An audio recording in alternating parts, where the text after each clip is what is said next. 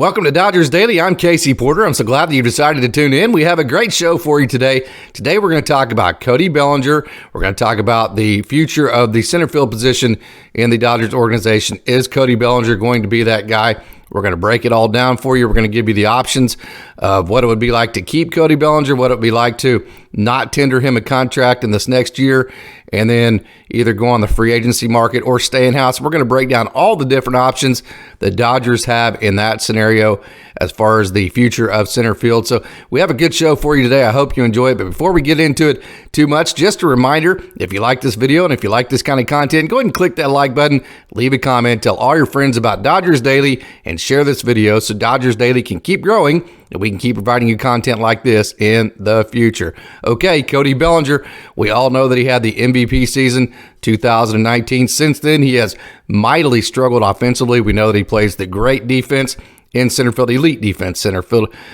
center field. So he's elite defensively, but has struggled mightily with the bat. We know that. He knew he'd gotten hot in the playoffs. Last year he had a good playoff, so he's shown that he still has the ability to play good offense at times whenever, he cuts down on a swing just a touch and he goes a little bit back to some of the fundamentals that really helped him become successful. But the question is, what do the Dodgers do with him? The rumor has it, if you saw some of the videos, that he doesn't always listen to the Dodgers hitting instructors. I don't know that to be the case, but if that is the case, that's not necessarily abnormal in the sense that you see a lot of guys have individual hitting instructors that they go to the most. You see it a lot with like field goal kickers and then golfers and stuff like that, where they have a go-to guy or girl that they go to get their main instruction. That doesn't mean that they're totally ignoring all of the advice that the organization's giving them. I don't know anything about that. Of course, that was part of what Jerry Hairston Jr. said the other day about what he's hearing.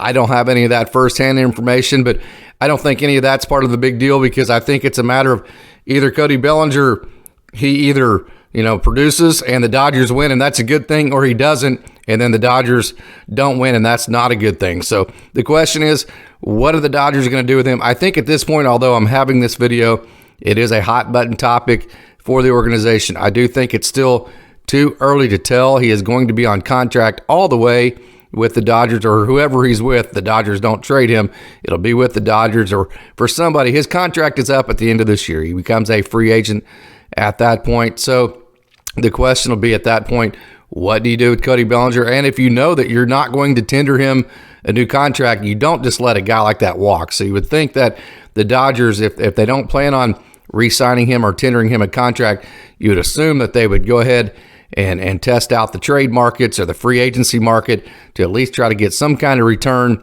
for Cody Bellinger in that scenario. So what I'm going to do is I'm going to take you through all the in-house options. I'm going to take you through all the free agency options that the Dodgers will have available to them as far as, who might replace Cody Bellinger in center field if they do let him go. So we're going to cover all that, and we're going to do all that here in today's show.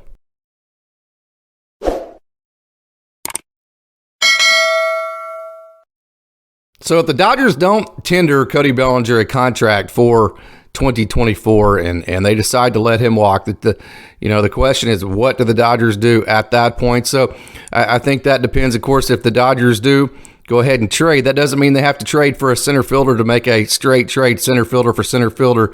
They could move somebody who's already in-house to center field and then trade for a different position and plug gaps that way. So let's go ahead and go over and look at all the guys that are in-house that the Dodgers already have that might be able to take over that position in center field, not necessarily, permanently as far as like for 8, 10 to 15 years, but that could certainly step in and maybe play it for 2, 3, and then in some cases like a James Altman or a Drew Avans or even a Gavin Lux, if he decided to play outfield again and got good at it, that would be young enough where they could man that center field position for several years. So the first guy I think that you have to talk about is the Dodgers center fielder that started the last game for the Dodgers this year in center field, and that would be Thompson.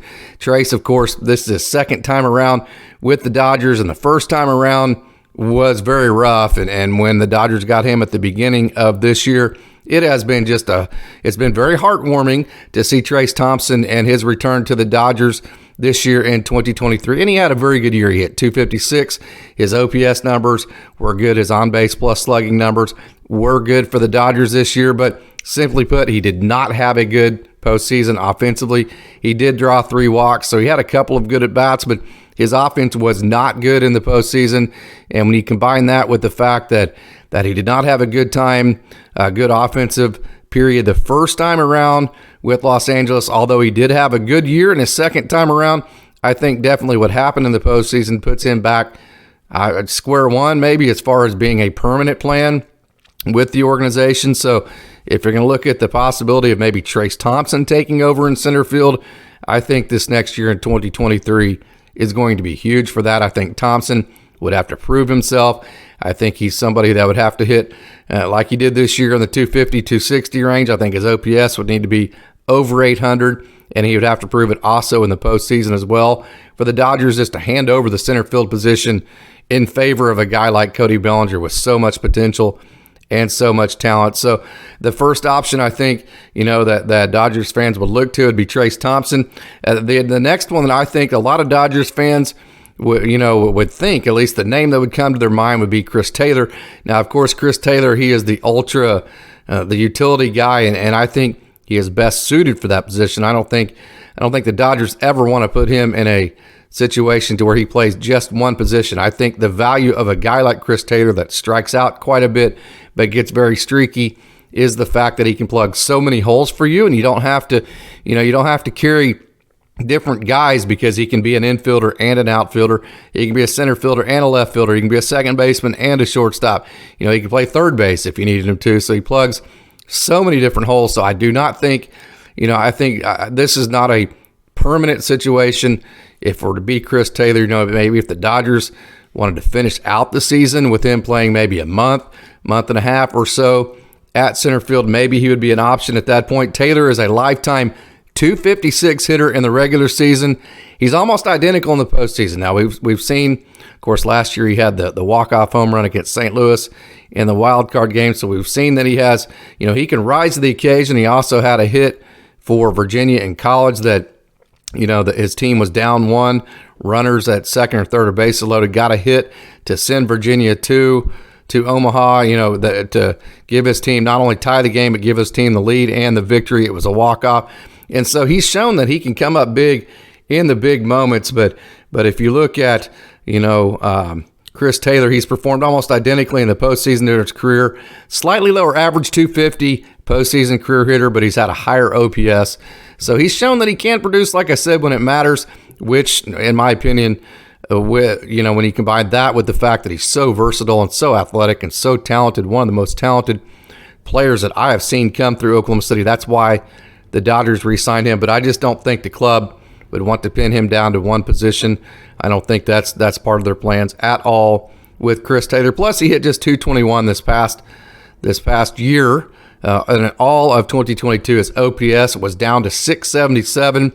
So 2023, for even Chris Taylor to be considered a replacement to Cody Bellinger for any length of time, whether it be for 2 days, a month, 3 months, or whatever it may be at the end of a season, I think 2023 would have to be a bounce back season for him anyways, because 2022, he had the left foot fracture, and then his OPS was down to 677. His average this year was 221. So that's a situation with Chris Taylor. I think he's an emergency stopgap type of guy in center field. He could get you through, a couple of weeks, maybe a month, maybe 6 weeks in center field if you got the right value for a certain situation. He went ahead and pulled the trigger on, but I do not think in any way, shape, or form that the club sees. I don't have any inside information on it, but just from what I see, I don't think he is a viable long-term solution. If the Dodgers decide to make a splash by acquiring now you got to think a little bit outside the box, but if the Dodgers decide to make a big splash and say go get a big-time right fielder, I do think a guy like Mookie Betts could slide over to center field, or if the Dodgers went and got 2 outfielders, because, one of our podcasts is going to be what the Dodgers are going to do in left field. I think left field is also a position that the Dodgers need to address as well ever since A.J. Pollock, got moved on. So I think if the Dodgers went and, say, got a big-time right fielder, I do think that Mookie Betts could move to center field, especially if the Dodgers re-sign Trey Turner, and your middle infield with Trey Turner and Gavin Lux is set. So what do you do with Mookie Betts? And you go and you get a couple of big-time outfielders.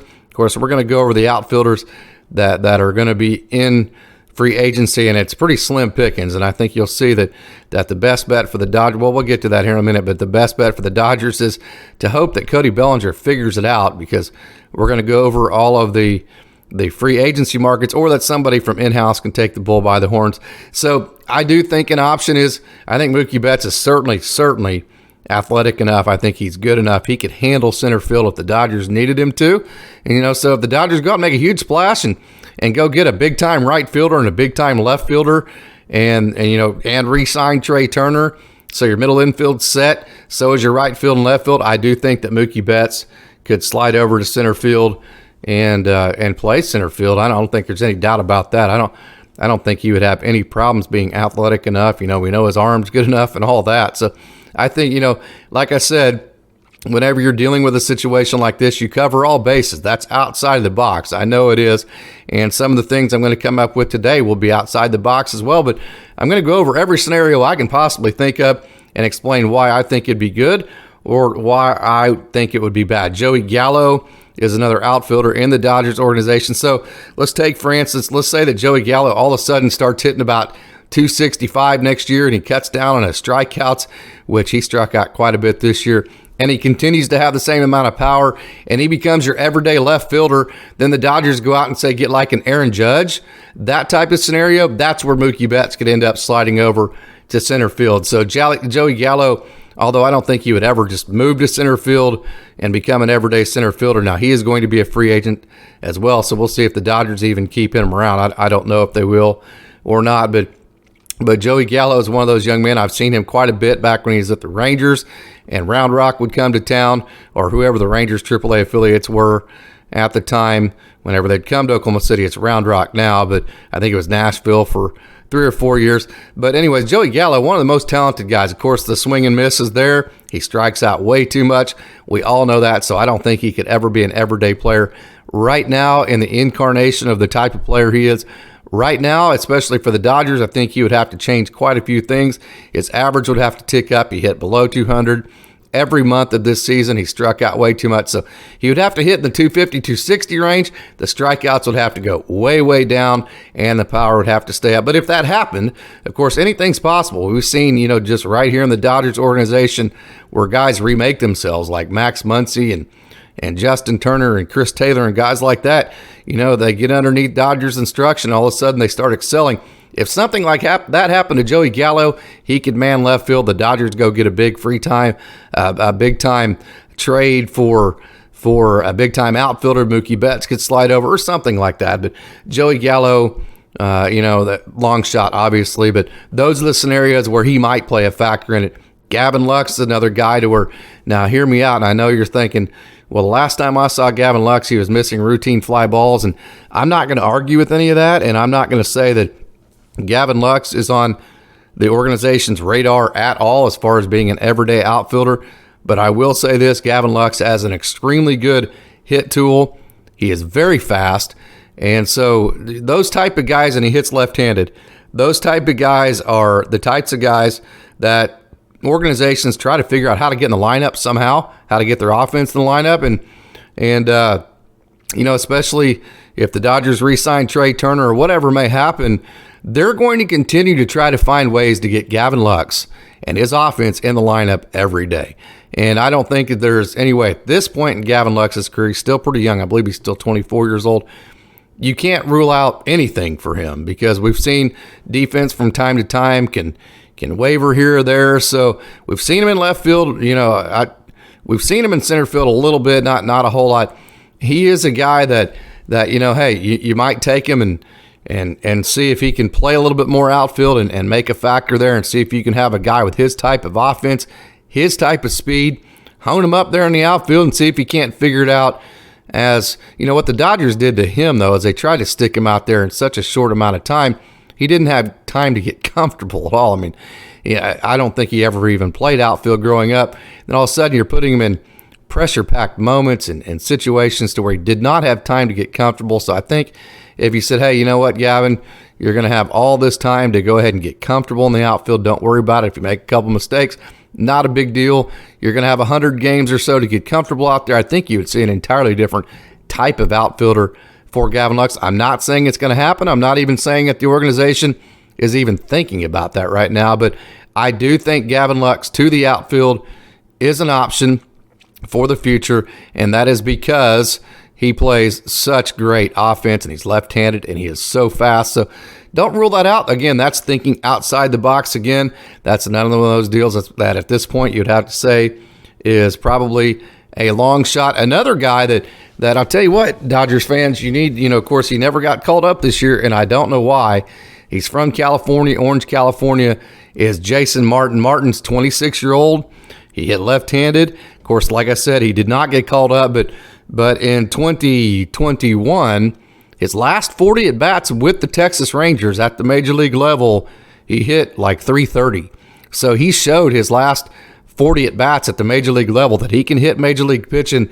Then last year, he just had a phenomenal year. He had a career high, I believe it was 35 home runs. Look at my notes here. 32 home runs for Jason Martin. Check this out. His OPS was .938. Now, he's played mostly right field. I don't think he is an everyday option for center field, but he's another one of those that if you plug him into right field, then maybe you move Mookie Betts or you do something of that nature, because I'm telling you, if he continues to play offense the way that he played it last year, and I know it's the minor leagues, it's AAA, you're going to say that, but again, I'm going to tell you, he hit .330, above .330 his last 40 at-bats with Texas in 2021. Then he had the tremendous 2022 in AAA Oklahoma City. He is working his way onto a major league roster somewhere. Who knows if that will be the Dodgers or not. If it is, then, like I said, I mean, his OPS was .938. He had 32 home runs. So Jason, and he has major league experience. So there's no reason to say that Jason Martin won't be a major league outfielder again someday and be good. He's shown that he has the ability to do that. So I think Jason Martin also is a player in this situation. And then the guy that, I'm just telling you, the guy that the Dodgers fans really, really need to pay attention to in spring training. The guy that I'm really excited about to follow is obviously James Altman, but he's a prospect more than anything. But Kevin Pillar. Kevin Pillar was having a tremendous year with Oklahoma City before he got injured. He made his way back for the last, I believe, 6 games with Oklahoma City. Hit the ball great. We all know how great of offense he plays. He is 32 years old, I believe. So, I mean, it's not like he's young, but it's not like he's unbelievably old either. He still could give you, maybe a handful of years that could be good at the major league level. And I do think they could be in center field. He still has his speed. He still is a very, very good outfielder, and he could provide, if the Dodgers don't have Cody Bellinger anymore and they're looking to, for a veteran guy that can hit major league pitching, that has a proven track record. Kevin Pillar has had good success at the major league level as late as 2020. He had a very good year in 2020 where he hit .288. In 2020, his OPS was 798 as well. So he's had success recently in the major leagues. Just 2 years ago, 2021 wasn't as good. But if you remember, he got hit in the face with the fastball. So I do think Kevin Pillar, with his defense, with his speed, with the way that he played offense last year for AAA Oklahoma City, he can play every outfield position you need him to.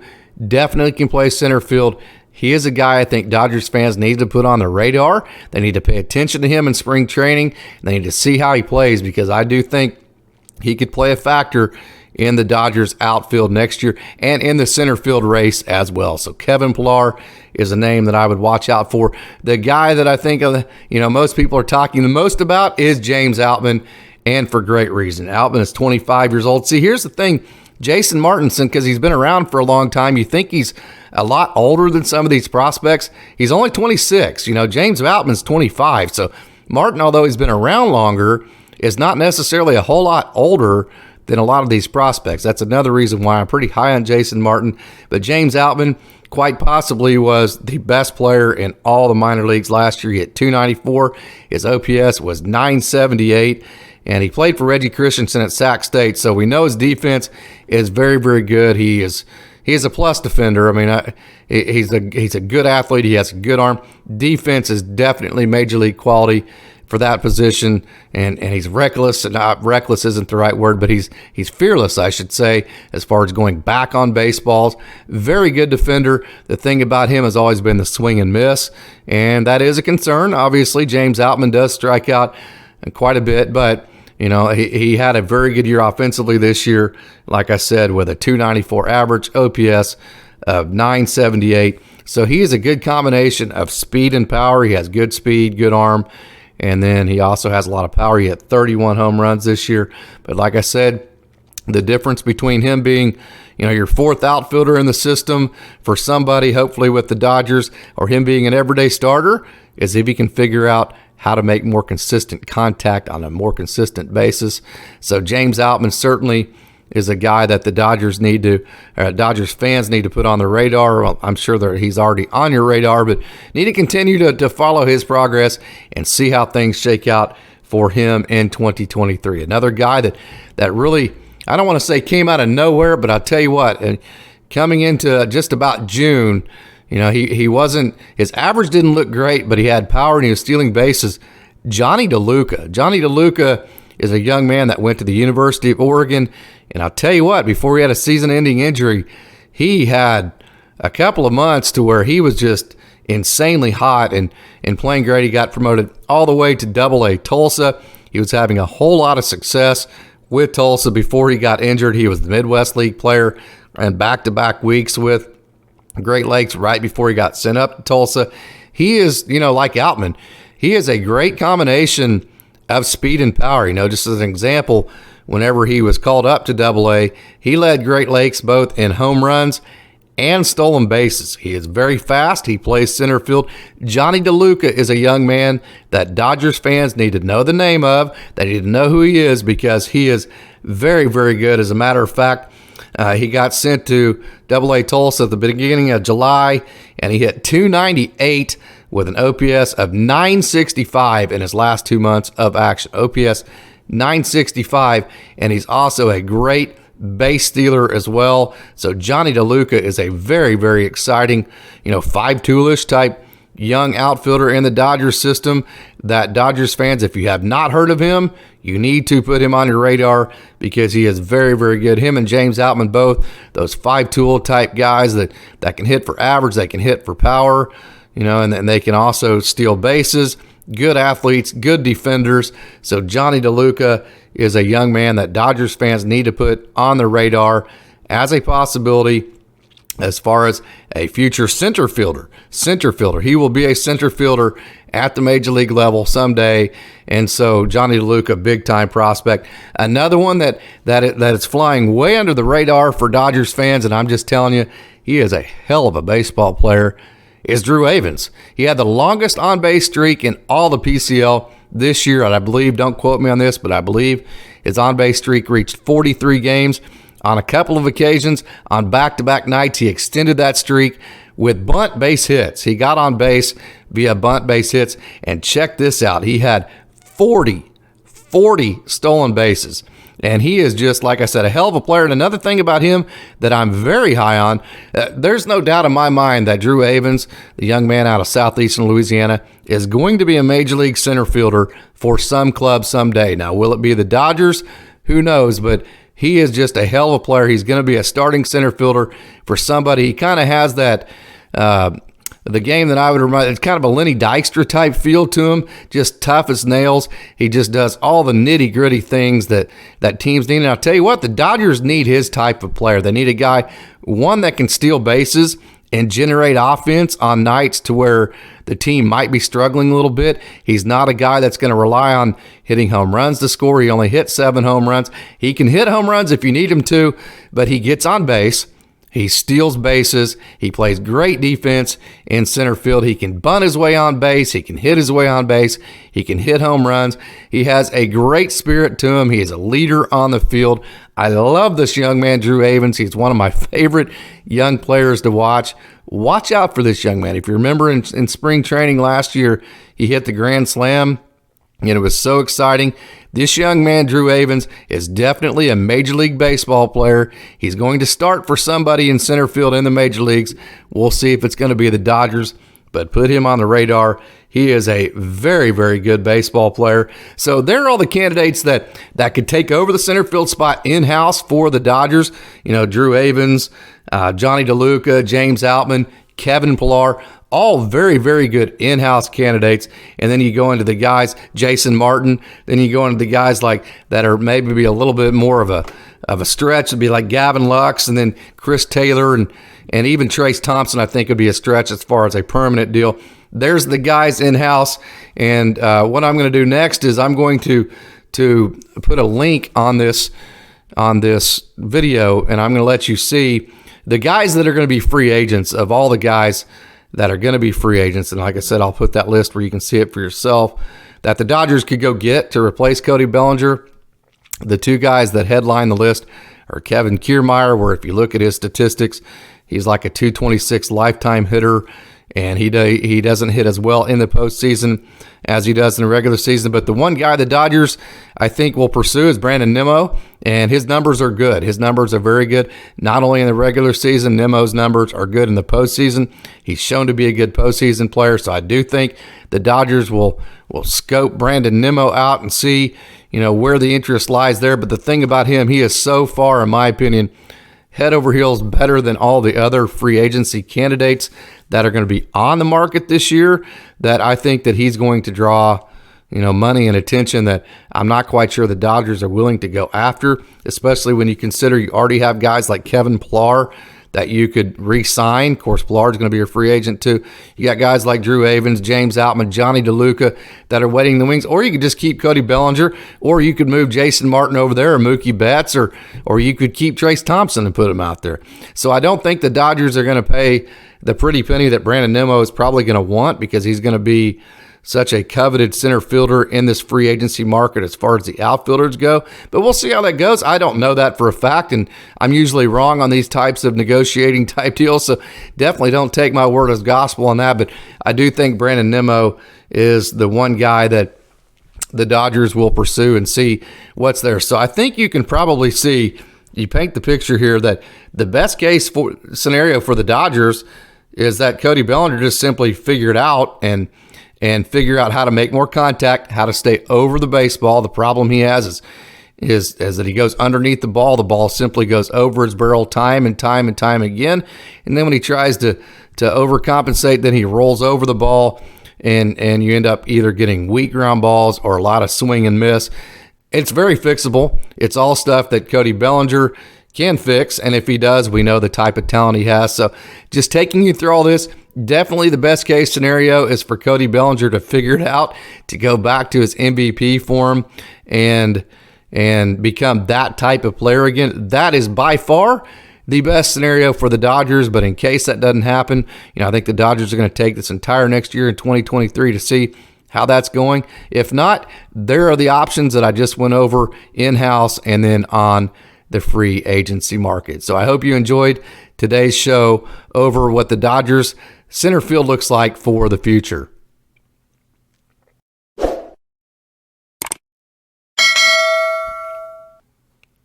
Thanks for tuning in to Dodgers Daily. I hope you enjoyed the show, and I also hope that you tune in tomorrow. Tomorrow, we're going to go over left field and what the future of left field looks like for the Dodgers. And also, just as a reminder again, if you like this video and if you like this kind of content, go ahead and click that like button, leave a comment, and tell all your friends about Dodgers Daily, and share this video so Dodgers Daily can keep growing and we can keep providing you content like this in the future. As always, thanks for tuning in to Dodgers Daily, and go Dodgers.